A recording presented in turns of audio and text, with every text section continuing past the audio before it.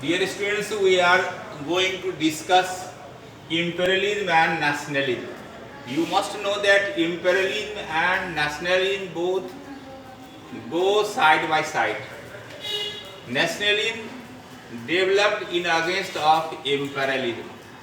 It means nationalism was developed on the reaction of imperialistic attitude of the ruler, where the people were exploited strongly by the emperors.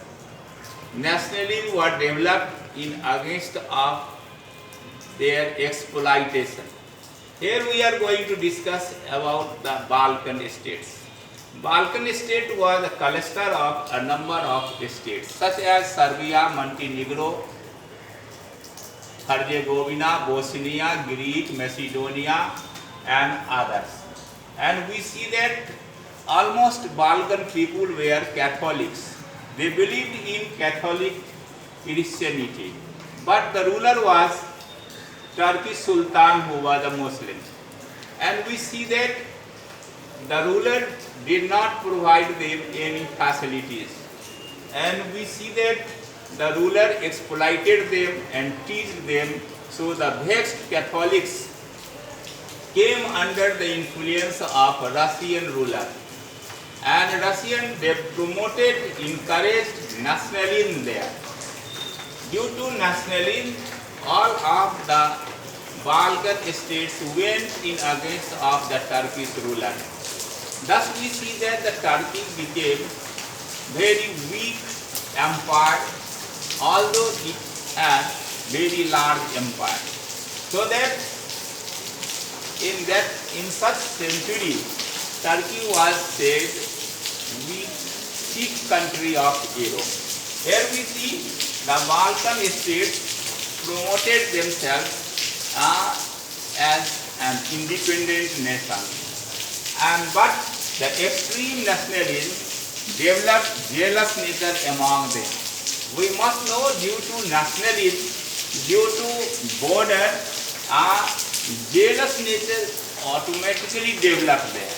So we see that among them, to make their boundary straight, they created a jealous nature and hostility was developed. So we see that nationalism was developed in against of imperialism. Serbia, Montenegro, Greece, Macedonia, Bosnia, these all were Balkan states. And the Serb people were there. Russia promoted Pan-Slav movement among such states, and also remembered the people that once they were free from British control, but for centuries they had been under foreign rule. So why they should not struggle to get freedom?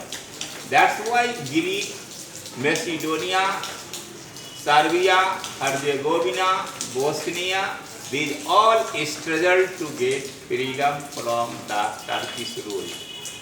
Because almost people were dissatisfied, discontented from the Turkish ruler, so they struggled more. They consolidated themselves. They strongly faced the political insurgency, and at last they received freedom from the British control, from the Turkish control. We should also know that due to this nationalism, First World War was started.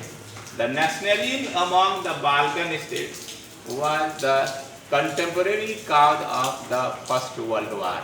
So we see that in the world history, nationalism among the Balkan states has great political importance. Now see, due to Pan-Slav movement, people developed nationality, and due to nationalism, we see that a number of Balkan states came on the map of the world as a free nation. So we see that imperialism means, here we want to discuss the imperialism. Imperialism means practice of slavery, when the powerful country politically dominate the weaker country for their economic and political exploitation. That is called imperialism. And nationalism is a feeling to consolidate ourselves in against of exterior power. So we see that nationalism was developed where there had been imperialism. It means imperialism and nationalism both move side by side. In India, we find that before 15th August 1947, there was no nationalism. But nationalism developed due to British imperialism in India. So we see that nationalism developed where there had been imperialism from very early.